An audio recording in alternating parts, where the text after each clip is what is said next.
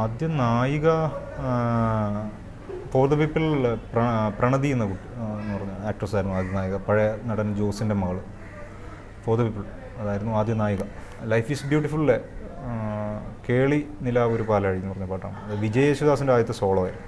അപ്പോൾ ഞങ്ങളുടെ രണ്ടുപേരുടെയും ആദ്യത്തെ ഒരു ഇൻട്രോ സോങ്ങാണ്. എൻ്റെ ഓർമ്മ വിജയ് യേശുദാസിൻ്റെ ആദ്യത്തെ. വിജയ് അതിന് മുന്നേ ജയരാജ് സാറിൻ്റെ ഒരു സിനിമയിൽ പാടിയിട്ടുണ്ട്.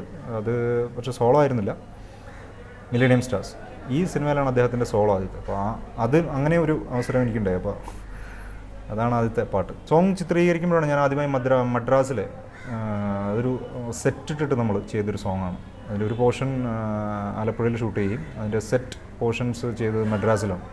അപ്പോൾ ആദ്യമായിട്ട് മദ്രാസിലെ നമ്മൾ പറഞ്ഞു കേട്ടിട്ട് മാത്രമുള്ള മദ്രാസിലെ സ്റ്റുഡിയോകളിൽ പോകാനും അവിടെ അതിൽ വളരെ സവിശേഷമായി കാണുന്നൊരു അനുഭവം, ഞങ്ങളുടെ കോളേജിന് സൈഡിലുള്ളൊരു കടയിൽ ഞങ്ങൾ ഇടയ്ക്ക് വെള്ളമൊക്കെ കുടിക്കാൻ പോകുന്നൊരു കടയുടെ മുന്നിൽ സിനിമ മാഗസിനുകൾ തൂക്കിയിടാറുണ്ട്. അപ്പോൾ ഈ സിനിമയുടെ ഷൂട്ട് തുടങ്ങുന്നതിന് ഒരു അല്പം മുന്നേ ഹെയറാം എന്ന സിനിമയുടെ ഷൂട്ടിംഗ് സ്റ്റാർട്ട് ചെയ്യും. അപ്പോൾ അതിൻ്റെ സെറ്റ് വളരെ ഫേമസ് ആയിരുന്നു. AVM തിയേറ്ററിലുണ്ടായിരുന്ന സെറ്റ്. ഞാനും എൻ്റെ സുഹൃത്തും കൂടെ കടയിൽ നിൽക്കുന്ന സമയത്ത് ഞാൻ ഈ പുസ്തകം ഇങ്ങനെ നമ്മളിങ്ങനെ മറച്ച് നോക്കും. അത് വാങ്ങാൻ പറ്റില്ല. അപ്പോൾ അതിങ്ങനെ മറച്ച് ഇങ്ങനെ നോക്കും ഇവിടെ നിന്നിട്ട്. അപ്പോൾ ഇങ്ങനെ മറച്ച് നോക്കിയപ്പോൾ ഈ സെറ്റ് കണ്ടു. കമലഹാസൻ വളരെ പ്രശസ്തമായിട്ട് കമലഹാസൻ്റെ തോക്കൊക്കെ പിടിച്ച് ഇങ്ങനെ നിൽക്കുന്നൊരു വളരെ ഫേമസ് ആയിട്ടുള്ളൊരു കട്ടൗട്ടറും ഒക്കെ വെച്ചിട്ടുള്ളൊരു എന്തൊരു സെറ്റാണത്, ഇതൊക്കെ ഒന്ന് കാണാൻ പറ്റിയിരുന്നെങ്കിൽ എന്ന് ഞാൻ അവനോട് പറഞ്ഞു. അവിടുന്ന് ഞാൻ പെട്ടെന്ന് അവിടുന്ന് ഒരു 2 ആഴ്ച കഴിയുമ്പോഴാണ് ഞാൻ ലൈഫ് ഇസ് ബ്യൂട്ടിഫുൾ അഭിനയിക്കാനുള്ള അവസരം വരികയും സിനിമയിൽ അഭിനയിക്കുകയും ഞാൻ ഈ സിനിമയുടെ ഷൂട്ടിന് വേണ്ടി മദ്രാസിലെ സ്റ്റുഡിയോയിലെത്തുകയും ഈ സെറ്റ് അപ്പോഴും അവിടെ പൊളിച്ചിട്ടില്ല, വർക്ക് കണക്ക്. ഞാൻ യാദൃശ്യമായിട്ട് അവിടെ എത്തി. ഈ സെറ്റ് കണ്ട് ഞാൻ അത്ഭുതപ്പെടുകയും ചെയ്തൊരു വലിയൊരു അങ്ങനെ കൊണ്ട് നടക്കുന്നൊരു വലിയൊരു അനുഭവമുണ്ട്. ഡബിങ് എക്സ്പീരിയൻസ് ഫോർ ദ പീപ്പിളായിരുന്നു. എൻ്റെ ആദ്യത്തെ സിനിമയ്ക്ക് എനിക്ക് വേണ്ടി ഡബ് ചെയ്ത കൃഷ്ണേന്ദ്രൻ ചേട്ടനാണ്, സിംഗർ കൃഷ്ണേന്ദ്രൻ ചേട്ടൻ. ഫസ്റ്റ് ആദ്യം ഞാൻ ഡബ് ചെയ്യുന്നത് മദ്രാസിൽ. അതൊരു വലിയ എക്സ്പീരിയൻസ് ആണ്.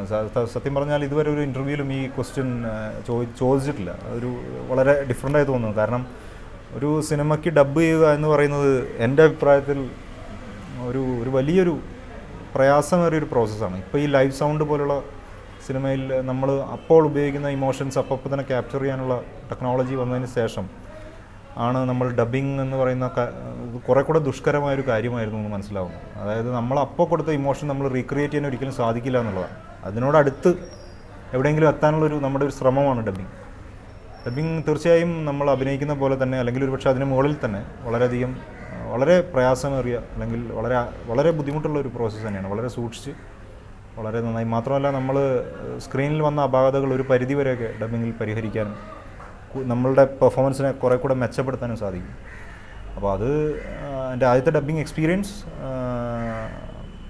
മദ്രാസിൽ AVM തിയേറ്ററിൽ വെച്ചിട്ടാണ് ഞാൻ ആദ്യമായി ഡബ്ബ് ചെയ്തത്. ആദ്യത്തെ ആദ്യത്തെ സീനിൽ തന്നെ കരയാൻ ഉണ്ടായിരുന്നു. അത് നമ്മൾ വളരെ കുറച്ച് ചെയ്യുന്നൊരു പ്രോസസ്സാണ് ഈ കരച്ചിലെന്ന് പറയുന്നത്. അപ്പോൾ പിന്നെ ഈ ഗ്ലിസറിനൊക്കെ ഇട്ടിട്ട് അതൊക്കെയാണ് അതിൻ്റെ ഒരു കൗതുകം. ഗ്ലിസറിൻ ഇടുകയും നമ്മുടെ കണ്ണ് നിറുകയും അപ്പോൾ എൻ്റെ ആദ്യത്തെ സിനിമയിൽ അത്ര ടഫറായിരുന്നില്ല. കാരണം ഫാസിൽ സാറിനെ പറ്റി ഞാൻ പറഞ്ഞല്ലോ, അദ്ദേഹം തന്നെ ഇത് കാണിച്ചു തരും. ഇത് എങ്ങനെയാണ് ചെയ്യേണ്ടത്, ഈ സീൻ എങ്ങനെയാണ് കൈകാര്യം ചെയ്യേണ്ടതെന്ന് അദ്ദേഹം തന്നെ കാണിച്ചു തരും. നമ്മൾ വെറുതെ അത് ഇമിറ്റേറ്റ് ചെയ്താൽ മതി, അല്ലെങ്കിൽ അത് നോക്കിയിട്ട് അത് എങ്ങനെയാണ് വന്നത് അങ്ങനെ തന്നെ ചെയ്താൽ മതി. അത് വളരെ കറക്റ്റായിരിക്കും. അപ്പോൾ അതുകൊണ്ട് തന്നെ കരയുന്ന രംഗങ്ങൾ എനിക്ക് വലിയ ബുദ്ധിമുട്ടൊന്നും ഉണ്ടായിരുന്നില്ല. ഒരാൾ കാണിച്ചു തരാൻ ഉണ്ടായിരുന്നുണ്ട്. പലരും എൻ്റെ പല സഹപ്രവർത്തകരും അല്ലെങ്കിൽ ആദ്യത്തെ സിനിമയിലൊക്കെ കരയാൻ ബുദ്ധിമുട്ടി എന്നൊക്കെ പറയുന്നത് കേട്ടിട്ടുണ്ട്, അല്ലെങ്കിൽ അതൊരു വേറൊരു ഇതായിരുന്നു എന്നൊക്കെ പറയുന്നത് കേട്ടിട്ടുണ്ട്. എനിക്കത് അങ്ങനെ വലിയൊരു കാര്യമായിട്ട് തോന്നിയിട്ടില്ല. നമ്മൾ സിനിമയിൽ അഭിനയിക്കണമെന്ന് ആഗ്രഹിക്കുകയും ആദ്യത്തെ സിനിമ തിയേറ്ററിൽ കാണുകയും ചെയ്യുക എന്ന് പറയുന്നത് നമുക്കതങ്ങനെ പ്രത്യേകിച്ച് കാര്യങ്ങളൊന്നും ഓർമ്മയിലുണ്ടാവില്ല. ഒരു ഡ്രീം പോലെ നമുക്ക് ഫീൽ ചെയ്തിട്ട് അങ്ങനെ കടന്നു പോകുന്നൊരു അവസ്ഥയാണ്.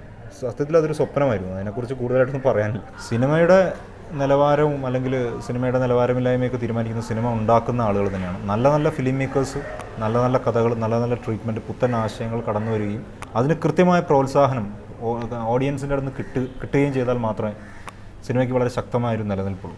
അപ്പോൾ നമ്മൾ വളരെ പ്രൗഡായിട്ട് കൊണ്ടുവരുന്ന മലയാള സിനിമ അതിൻ്റെ പുഷ്കല കാലത്തിലേക്ക് വീണ്ടും വരികയാണ്. അടുത്തൊരു പുതിയ തലമുറ, new generation of film makers അവരുടെ പുതിയ ഫ്രഷ് ആയിട്ടുള്ള ഐഡിയാസ്, തോട്ട്സ് കൊണ്ടിരിക്കുകയാണ്. ഈ സമയത്ത് ഓഡിയൻസിൻ്റെ വളരെ കൃത്യമായ ഒരു പ്രോത്സാഹനം ഓഡിയൻസിൻ്റെ ഭാഗത്തുനിന്ന് ഉണ്ടാവണമെന്നുള്ള വളരെ വിനീതമായ ഒരു അഭ്യർത്ഥന. ഇത്ര മാത്രമേ ഉള്ളൂ.